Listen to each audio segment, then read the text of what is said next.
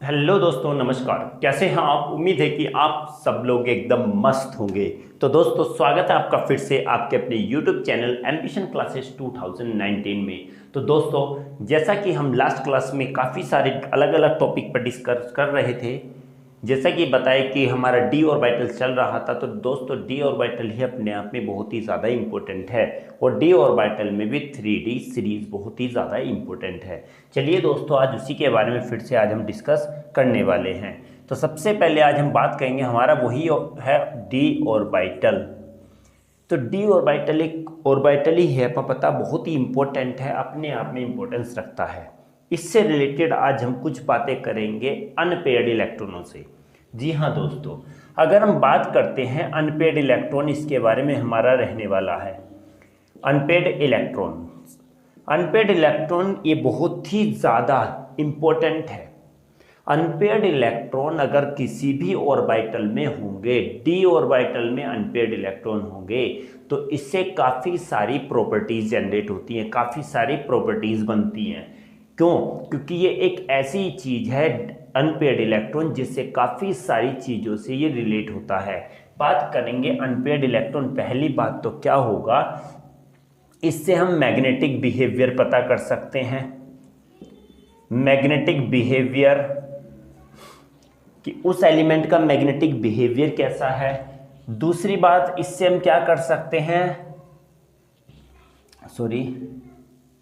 इससे हम क्या निकाल सकते हैं, मैग्नेटिक मोमेंट निकाल सकते हैं, मैग्नेटिक मोमेंट। और तीसरी बात ये क्या होती है, इसकी अलग अलग क्या होती है, डिफरेंट प्रॉपर्टी होती हैं, डिफरेंट प्रॉपर्टीज भी इससे रिलेटेड होती हैं। तो दोस्तों, आज हम इसी चीज़ों के बारे में बात करने वाले हैं। बात कहेंगे मैग्नेटिक बिहेवियर, तो मैग्नेटिक बिहेवियर हमें पता होना चाहिए दो तरीके का, जनरली तौर पर दो तरीके के होते हैं। जनरली तौर पर, वैसे कहें तो 4 5 6 तरीके तक के होते हैं। तो मैग्नेटिक बिहेवियर दो तरीके का है, एक तो होता है डायमैग्नेटिक, और जिस सेकंड अगर बात कहें तो ये होता है पैरामैग्नेटिक। अब ये ऐसे मैग्नेटिक बिहेवियर है जो कोई भी एलिमेंट शो करता है। अगर हम कहें अनपेयर्ड इलेक्ट्रॉन से कैसा बिहेवियर शो होगा, इसी चीज़ पर आज हम डिस्कस करेंगे। दूसरी बात क्या है कि डिफरेंट प्रॉपर्टीज जैसे कि क्या होंगी, कि ये क्या करता है, हमने कहा ये कॉम्प्लेक्स बनाता है, कॉम्प्लेक्स कंपाउंड बनाते हैं। डी ब्लॉक की बात चल रही है, तो दोस्तों हमारा टॉपिक यही है, डी ऑर्बिटल या डी ब्लॉक्स एलिमेंट। ओके। दूसरी बात अगर हम कहें तो क्या होते हैं, क्या होगा, कॉम्प्लेक्स कंपाउंड बनाएगा। दूसरी बात क्या होता है, ये बताता है कि एटोमाइजेशन इंथैल्पी, एटोमाइजेशन इंथैल्पी से रिलेट होता है, एटोमाइजेशन इंथैल्पी से रिलेट हो करता है, ठीक है। और तीसरी बात अगर हम कहें तो एक और होता है, किससे, ट्रांजिशन को consideration, transition element consideration, transition elements consideration. तो ये चीज़ें दोस्तों बहुत ही डीपली चीज़ें समझ के चले गए कि मैग्नेटिक मोमेंट की अगर बात निकालते हैं तो ये भी किससे निकाला जाता है, अनपेयर्ड इलेक्ट्रॉन से। और मैग्नेटिक मोमेंट की अगर यूनिट की हम बात कहें तो ये क्या होता है, बोर मैग्नेटन होता है, जिसको हम शॉर्ट में BMB लिखते हैं। ये भी किस पर डिपेंड होता है, अनपेयर्ड इलेक्ट्रॉनों पर। तो दोस्तों, सबसे पहले हम स्टार्ट करेंगे मैग्नेटिक बिहेवियर से, कि मैग्नेटिक बिहेवियर कैसा होगा डी ऑर्बिटल्स का। डी ऑर्बिटल में कौन कैसे कैसे इलेक्ट्रॉन होंगे, तो मैग्नेटिक बिहेवियर कैसा होगा। तो दोस्तों, सबसे पहले आप चाहे तो स्क्रीनशॉट ले सकते हैं, क्योंकि आज का कॉन्सेप्ट दोस्तों हमारा यही रहने वाला है। आज हम इसी चीज पर डिस्कस करेंगे। चलिए दोस्तों, सबसे पहले हम बात कर लेते हैं मैग्नेटिक बिहेवियर के बारे में। ओके, मैग्नेटिक बिहेवियर और मैग्नेटिक मूवमेंट करेंगे, और उसके बाद हमारी क्या होंगी, कुछ प्रॉपर्टीज होंगी। ओके, चलिए सबसे पहले मैग्नेटिक बिहेवियर के बारे में बात करेंगे। दोस्तों, मैग्नेटिक बिहेवियर बहुत ही सिंपल सी चीज है। मैंने कहा दो तरीके का बिहेवियर शो करता है, एक तो क्या होता है, पैरामैग्नेटिक हो गया, और दूसरा क्या होता है दोस्तों, डायमैग्नेटिक होता है। ये बात ध्यान में रखिएगा। ओके, ये बहुत ही ज़्यादा इंपॉर्टेंट पोर्शन है दोस्तों, बहुत ही अच्छा पोर्शन है और इजी पोर्शन है। देखेंगे पैरामैग्नेटिक क्या होगा। सिंपली कोई भी हमने ऑर्बिटल ड्रॉ कर लिया, डी ऑर्बिटल, कुछ बड़ा सा बना लेते हैं दोस्तों। डी ऑर्बिटल हमने ड्रॉ कर लिया। चलिए कितने होंगे सबसे, इसमें 5 होंगे, 1 2 3 4 5। तो ये कौन सा हमने ले लिया, 3D ऑर्बिटल ले लिया कोई भी।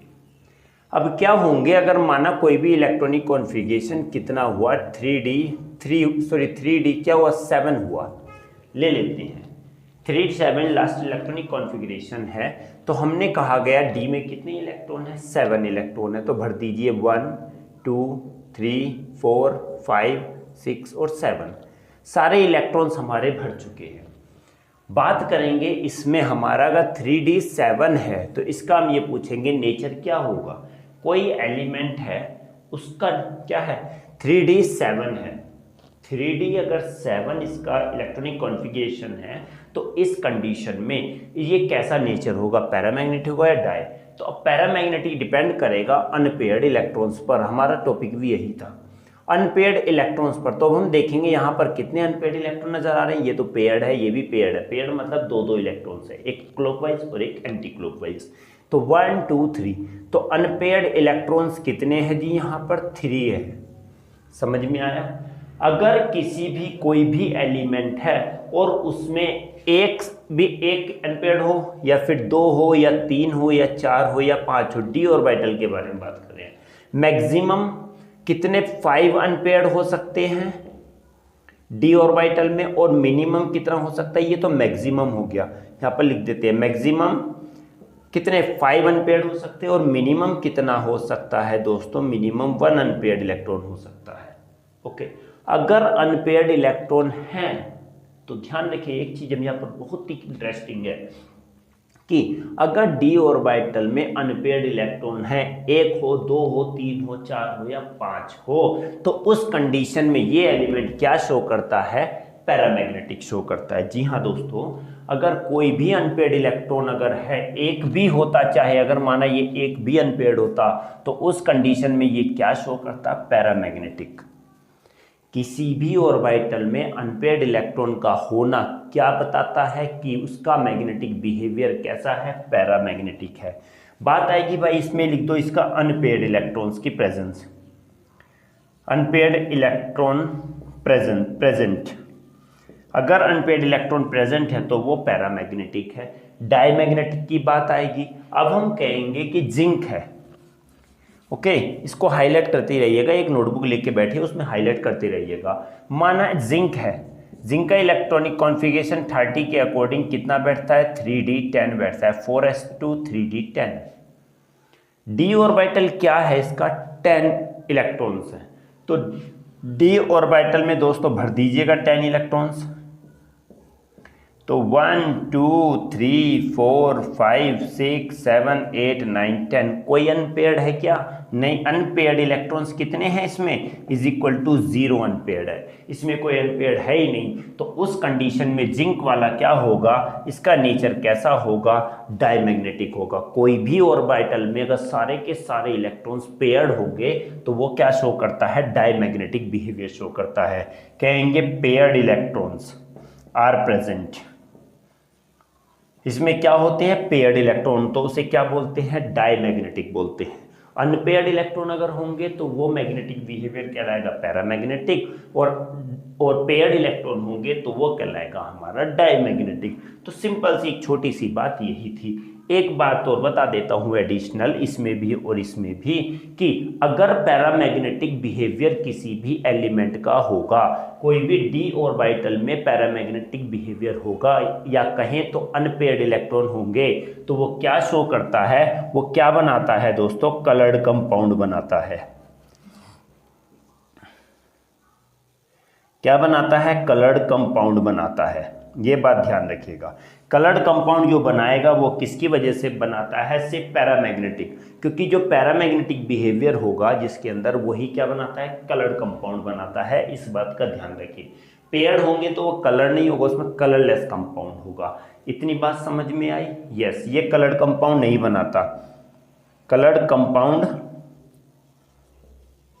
कंपाउंड ये वाला नहीं बनाता, पर ये वाला कलर्ड कंपाउंड बनाता है। अंडरस्टूड, क्लियर हुई? जी हाँ, एक छोटी सी बात थी, चाहो तो आप स्क्रीनशॉट ले सकते हो।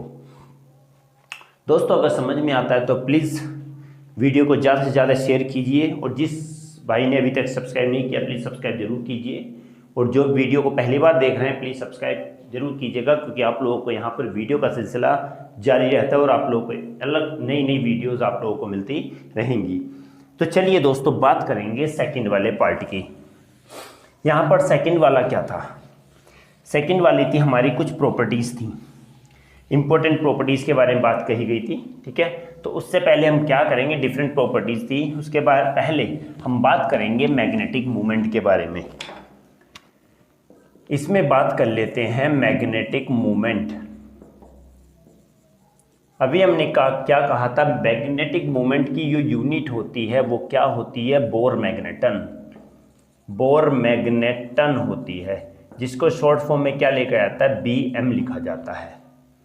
ओके, और ये भी किस पर डिपेंड करती है, depends on the unpaired electrons, depends on the unpaired electron, ये भी अनपेयर्ड इलेक्ट्रॉन पर डिपेंड करती है, अनपेयर्ड इलेक्ट्रॉन्स, ठीक है जी। बात कहेंगे अब, देखिए सिंपल सी चीज है क्या, कि इसके लिए फॉर्मूला क्या होता है, लिखेंगे मैग्नेटिक मोमेंट, वो मैग्नेटिक बिहेवियर था, ये मैग्नेटिक मोमेंट है दोस्तों। मैग्नेटिक मोमेंट को रिप्रेजेंट किया जाता है म्यू से, mu is equal to √n+2। दोस्तों ये क्या होता है, इसका फॉर्मूला होता है क्या, n+2। n की अगर बात आई तो वेयर लिखेंगे, वेयर n इक्वल टू क्या होता है, number of unpaired electron, number of unpaired electron. और अगर बात कहें तो इस फॉर्मूले को हम क्या भी बोलते हैं, इस वाले फॉर्मूले को क्या भी कहा जाता है, mu is equal to √n+2। इसको हम क्या भी बोलते हैं, स्पिन ओनली फॉर्मूला भी कहा जाता है, स्पिन ओनली फॉर्मूला। ये ध्यान रखिएगा, इससे छोटे रिलेटेड फैक्ट्स हैं। क्या है ये, स्पिन ओनली फॉर्मूला भी इसको कहते हैं। ओके, अब हम करेंगे इसी फॉर्मूला का यूज़ करके कुछ क्वेश्चंस देखेंगे। चलिए क्या क्वेश्चंस होंगे। सबसे पहले अगर हम बात कहें कि कोई ऑर्बिटल है 3D4, ओके 3D4 है, चलिए डी ऑर्बिटल में भर लेते हैं इलेक्ट्रॉन। कितने इलेक्ट्रॉन दिए हुए हैं भाई, 1 2 3 4, बस हाँ 4 ही दिए हुए हैं, 3D है में 4 इलेक्ट्रॉन्स है। ये वैकेंट ऑर्बिटल है, इसमें वैकेंट सबसेल है, इसमें कोई भी इलेक्ट्रॉन नहीं है, बट कितने 1 2 3 4 इसमें इलेक्ट्रॉन है, और ये भी क्या है, अनपेयर्ड इलेक्ट्रॉन, यूपी लिखूंगा दोस्तों। अनपेयर्ड इलेक्ट्रॉन कितने हैं इसमें, 4। अब स्पिन ओनली फॉर्मूला अगर हमें निकालना है तो क्या लिखेंगे, mu is equal to √n+2, और ये क्या है दोस्तों, BM, बोर मैग्नेटन इसकी यूनिट होगी। ओके, चलिए म्यू इज इक्वल टू √ आ गया, n हमारा कितना है, 4 है, और 4 + 2 है BM, और यहाँ पर म्यू इज इक्वल टू √ कितना हो गया, 4 और 2 6 4 जा 24, कितना हो गया 24।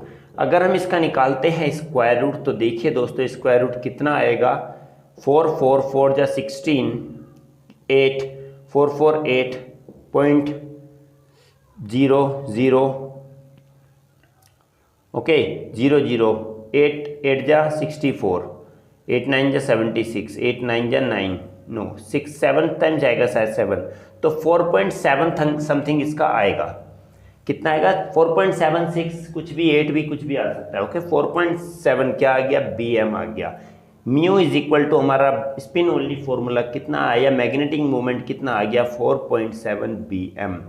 क्लियर हुई बात, समझ आया, यस जरूर समझ में आना चाहिए दोस्तों। अगर कोई डाउट है तो आप हमें कमेंट बॉक्स में लिख सकते हैं, क्योंकि हम यहाँ पर सिर्फ आपका डाउट ही क्लियर करने के लिए हैं।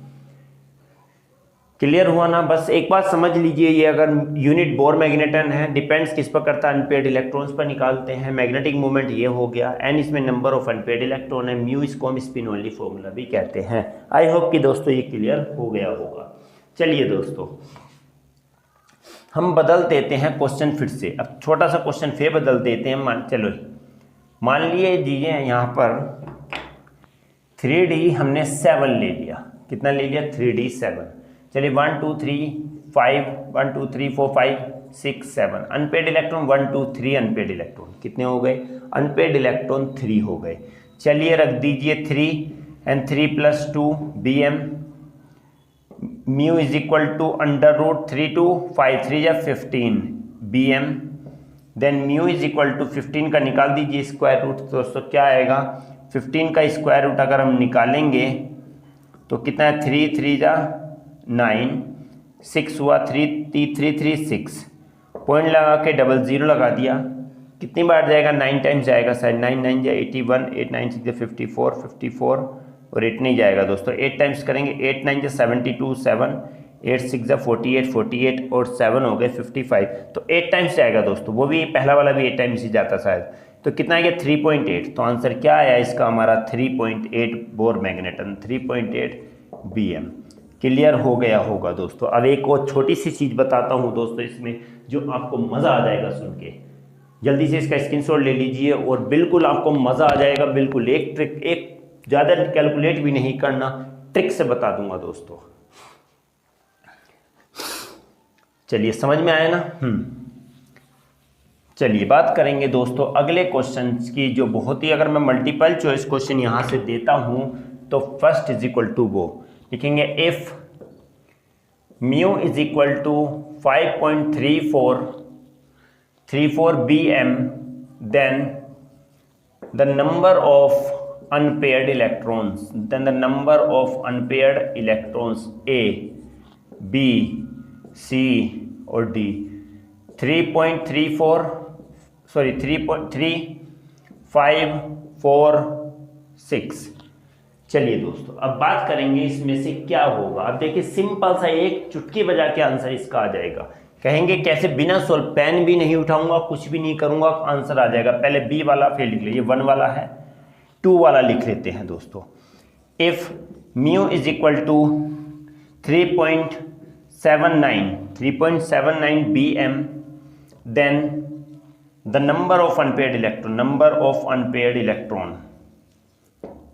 Electrons A B C D। तो इसमें आ गया 4 3 2 5। चलिए दोस्तों अब बात करेंगे इनका कैसे। देखिए चुटकी बजाकर समझ में अगर आया हो तो बिल्कुल समझ में आ जाएगा। देखिए अभी नहीं आया होगा तो आ जाएगा। सबसे पहले हमें क्या देखना है? कुछ नहीं, पेन भी नहीं लगाऊंगा और आसानी से हो जाएगा। म्यू इज इक्वल टू क्या है? 5.34। पॉइंट से पहले जो वैल्यू होगी, ये बात मान के चलिए, पॉइंट से पहले जो वैल्यू होगी वही अनपेयर्ड इलेक्ट्रॉन्स होंगे। हाँ हो गया ना? हाँ होगा। क्या म्यू इज इक्वल टू 5.34 है? पॉइंट से पहले जितनी भी वैल्यू होगी हर कंडीशन में लिख के देता हूं दोस्तों। एंट्रेंस भी कहीं होता है, एग्जाम में आता है तो देखने की जरूरत पड़ी, सॉल्यूशन करने की जरूरत ही नहीं पड़ेगी। नहीं तो इसको क्या करते फिरोगे कि म्यू इज इक्वल टू 5.34 रखते फिरोगे, is equal to under root क्या n प्लस का 2 करते फिरोगे, फिर स्क्वायर रूट चढ़ाते फिरोगे। 5.34 का square is equal to n और n प्लस का 2, इससे n की वैल्यू निकालते फिरोगे। तो दोस्तों इसमें कुछ ऐसा नहीं करना है, बिल्कुल आंख बंद करके कर दीजिए। पॉइंट से पहले अगर जो भी डिजिट है वही अनपेड इलेक्ट्रॉन है। 5 है तो 5 आंसर, पॉइंट से पहले 3 है तो 3 आंसर। ये बात ध्यान रखना, पॉइंट से पहले जो भी वैल्यू होगी आंसर भी वही होगा। बिल्कुल एक लाइन का आंसर है दोस्तों, बिल्कुल एक लाइन का, चुटकी बजा के आंसर हो जाता है। आई होप कि आप लोगों को ये समझ में आ गया होगा मैग्नेटिक मूवमेंट, और ये बहुत ही ज़्यादा इंपॉर्टेंट होता है। चलिए दोस्तों बात करेंगे अब इसके थोड़े से क्वेश्चंस की, जो हमारे थे कि जो कुछ इसमें डिफरेंट टाइप्स के क्वेश्चंस थे। Okay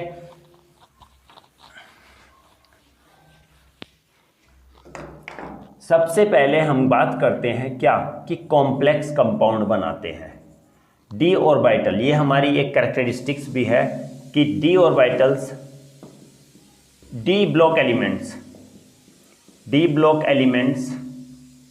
form complex compounds.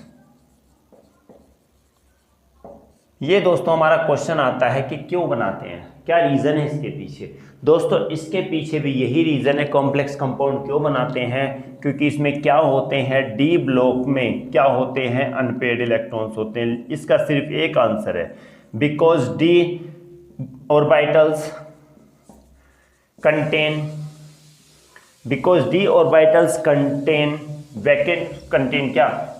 unpaired electrons which are react with the different anions and neutral molecules and forms complexes। यही रीजन है क्योंकि इसमें डी ऑर्बिटल के अंदर अनपेयर्ड इलेक्ट्रॉन पाए जाते हैं, और जितने ज़्यादा अनपेयर्ड इलेक्ट्रॉन होंगे वो क्या करते हैं, डिफरेंट एनायन से उन न्यूट्रल स्पीसीज से रिएक्ट कर लेते हैं और क्या बनाते हैं, कॉम्प्लेक्स कंपाउंड बनाते हैं। ये बात ध्यान रखना, यही इसका आंसर है। सेकंड दूसरा भी हो सकता है, बट ये एक इंपॉर्टेंट और सबसे इजी टाइप आंसर है। बात करेंगे सेकंड वाला। कहते हैं कि जब हम इधर से SC से लेके ZN तक जाते हैं, समझ में आया ना, Y से लेके कहाँ तक जाते हैं, CD तक जाते हैं, और कहाँ तक LA से लेके कहाँ तक जाते हैं, HG तक जाते हैं, और लास्ट में अगर हम बात कहें AC से लेके कहाँ तक जाते हैं, CN तक जाते हैं। तो ये लास्ट वाले जो एलिमेंट होते हैं इनको क्या नहीं माना जाता, नॉट कंसीडर्ड